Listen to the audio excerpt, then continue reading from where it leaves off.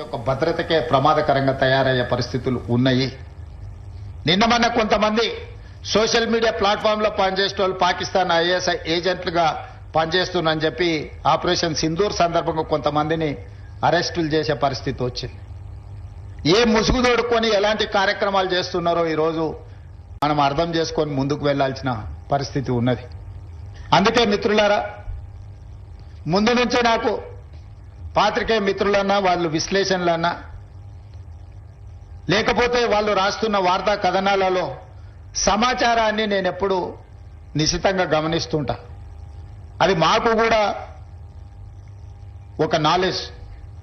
అన్ని పుస్తకాలు ఏ పుస్తకంలో ఏముందో తెలుసుకోవడమే ఒక పని, అందులో ఏ పేజీలో ఏముందో చదువుకోవడం అని ఇంకా కష్టమైన పని. కానీ సీనియర్ జర్నలిస్టులు, సిన్సియర్ జర్నలిస్టుల విశ్లేషణ చేసి క్రోడీకరించి ఒక దగ్గరికి తీసుకొచ్చి ఒక ఆర్టికల్ రాస్తే అది మనకు పెద్ద ఎత్తున ప్రభుత్వ పరిపాలనలో ఉపయోగపడుతుంది. సామాజిక స్థితిగతులను లేవనెత్తడమే కాదు, ప్రభుత్వం తీసుకొస్తున్న సంక్షేమ పథకాల అమలులో జరుగుతున్న నిర్లక్ష్యం కావచ్చు, లేకపోతే జరుగుతున్న తప్పిదాలు కావచ్చు, విశ్లేషించి రాసినప్పుడు వాటిని నియంత్రిస్తే మన గౌరవమే పెరుగుతుంది, పరిపాలన మీద పట్టు మనకు వస్తుంది. పరిపాలన మీద పట్టు సాధించాలంటే విశ్లేషణాత్మకమైన ఆర్టికల్స్ను కానీ సమస్యల్ని లేవనైతే పత్రికలను చదివితే మనల్ని మనం సరిదిద్దుకోవడానికి ఉపయోగపడుతుందని నేను బలంగా నమ్ముతాను. అందుకే ప్రజల్ని ఈ మధ్య గతంలో నిర్బంధాలు ఉండేవి. ఈ మధ్య మా మిత్రుడు జాన్ వెస్లీ గారు చాలా ధర్నాలు కార్యక్రమాల్లో వెళ్తున్నారు. ఎక్కడ కూడా పోలీసులు వారిని అడ్డుకున్న పరిస్థితులు అయితే లేవని నేను అనుకుంటున్నాను. నేను క్లియర్గా చెప్పిన అన్ని గమనిస్తూనే ఉన్నాను. నేనేం అందుకే చెప్తున్నా, వారు ఒకవేళ అట్లా అనుకుంటారేమో అని అందుకే చాలా క్లారిటీగా చెప్తున్నా. నేను కింది కూడా అధికారులకు ఆదేశాలు ఇచ్చిన, మా ఆలోచనను బట్టే అధికారులు పనిచేస్తారు. అధికారులకు పెద్దగా ప్రచారం నా చేతుల్లో లేదు. మీరు చేసే కార్యక్రమాలకు వెసులుబాటు కల్పించడం ముఖ్యమంత్రిగా నా చేతిలో ఉంది. కానీ ప్రచారం అనేది ఇక మిగతా పెట్టుబడులతో కూడుకున్న వ్యాపార సంస్థలు వ్యాపార ప్రయోజనాలను దృష్టిలో పెట్టుకుని వాళ్ళు ప్రచారం కల్పిస్తున్నారు. కాకపోతే నా వరకు నేను కమ్యూనిస్టు సోదరులను ఉప్పుతో పోలుస్తా. ఏ వంట ఏ మసాలాలు ఎన్ని పెట్టి వండినా ఉప్పు వేయకపోతే దానికి రుచి ఉండదు. మసాలాలు ఎంత గొప్పగైనా కలపొచ్చు. నలభీమ పాకం వండే గొప్ప వంటగాడు ఉండొచ్చు, కానీ ఆ వంటలో ఉప్పు లేకపోతే దానికి రుచి అనేది రాదు. ప్రజా సమస్యల మీద కూడా ఎర్రజెండా కనిపించినప్పుడే ప్రజా సమస్యల్ని పరిష్కరించడానికి ప్రజలకు ఒక విశ్వాసం. అది మేము ఎన్ని చెప్పినా వీళ్ళు అధికారంలోకి రావడానికి ఆలోచన చేసి చెప్తున్నట్టు ఉన్నారని అనుకుంటారు. కానీ కమ్యూనిస్టులు చెప్తే ప్రజలకు ఒక నమ్మకం, వీళ్ళు చెప్తున్నారంటే ఏదో కొంచెం విషయం ఉన్నట్టే ఉంది అని. కమ్యూనిస్టులు అధికారంలోకి తేవడానికి పనికొస్తారో పనికిరారో నేను విశ్లేషించలేను, కానీ ఉన్నోన్ని దించడానికి మాత్రం 100% పనికొస్తారు.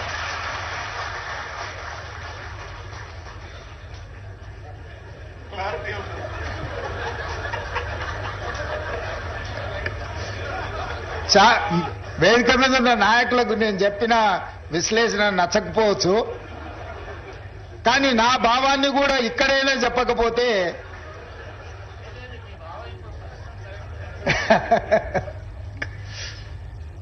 సో ఉన్న వాళ్ళని దించడానికి కమ్యూనిస్టులు ఎప్పుడూ ముందులో ఉంటారు తప్పులు చేసేవాళ్ళు. సో అందుకే తప్పులు జరగకుండా పరిపాలన అందించాలనేది నేను చాలాసార్లు ప్రైవేట్ సంభాషణలలో చెప్తా ఉంటా.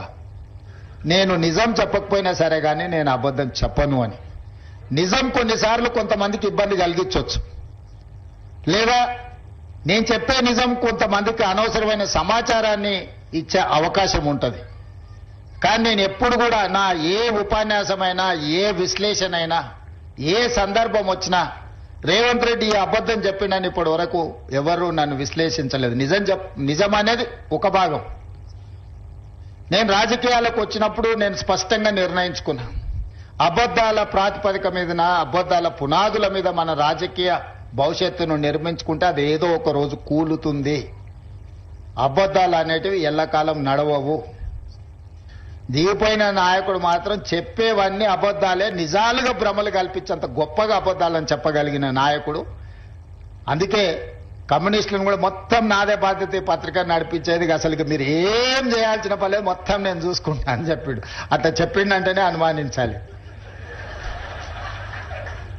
ఎందుకంటే బాగా నమ్మిస్తే మోసం చేయడం అల్కగా అవుతుంది. నమ్మకం అనేది లేకుంటే మోసం అనేదే ఉండదు. నువ్వు ఎప్పుడైతే నమ్ముతావో నమ్మకాన్ని నీడలాగానే మోసము దాని ఎంబడే ఉంటుంది. ఆ నమ్మకం కలిగించడానికి ఎక్కువ ఎవరైనా ప్రయత్నం చేస్తే ఒక్కటికి 2 సార్లు మనము కొంచెం జాగ్రత్తగా చూడాలి. నిజాయితీగా మాట్లాడేదానికి, నమ్మి పలికేటట్టు మాట్లాడేదానికి సన్నని తెర మాత్రం ఉంటుంది, థిన్ లైన్. దాన్ని కొంచెం జాగ్రత్తగా గమనిస్తే మనకు అర్థమవుద్ది.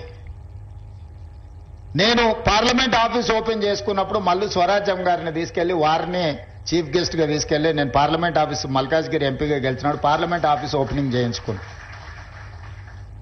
మా పార్టీ నాయకులు చాలా మంది పెద్దలు ఉన్నా మల్లు స్వరాజ్యం గారిని, వారికి ఆరోగ్యం బాగాలేకపోయినా, రాలేను అన్నంత పరిస్థితి ఉన్నా వాళ్ళ కుటుంబ సభ్యులను మాట్లాడలేదు, వాళ్ళ కమిట్మెంట్ అనేది చాలా ముఖ్యం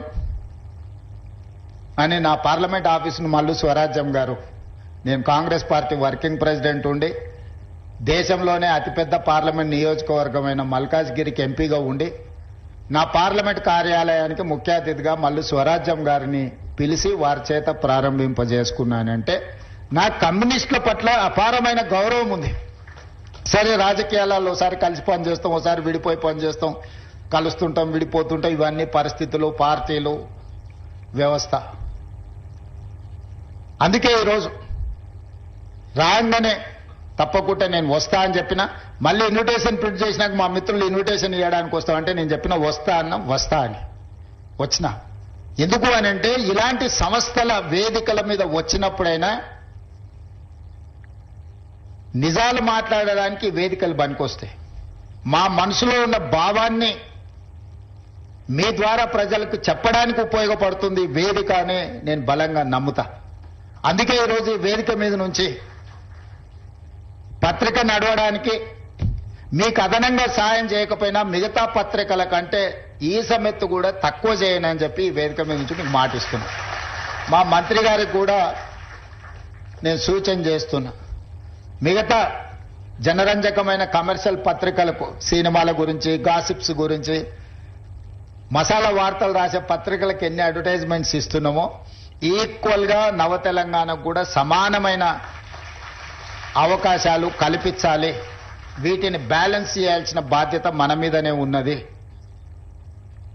నేను ముందు చెప్పినట్టు మనం ఎప్పుడు అధికారంలోకి రావాలన్న పర్టికులర్గా కాంగ్రెస్ పార్టీ అధికారంలోకి వచ్చిన ప్రతిసారి, అంతకంటే ముందు కమ్యూనిస్టులు చేసిన ఉద్యమమే కాంగ్రెస్ పార్టీ అధికారంలోకి రావడానికి ఎక్కువగా ఉపయోగపడ్డాయి. 2004లో ఆనాడు కాంగ్రెస్ అధికారంలోకి వచ్చిందంటే విద్యుత్ ఉద్యమాలని లోతుగా ప్రజలకు తీసుకెళ్లింది ఆ రోజు కమ్యూనిస్టు సోదరులని నేను నమ్ముతున్నా.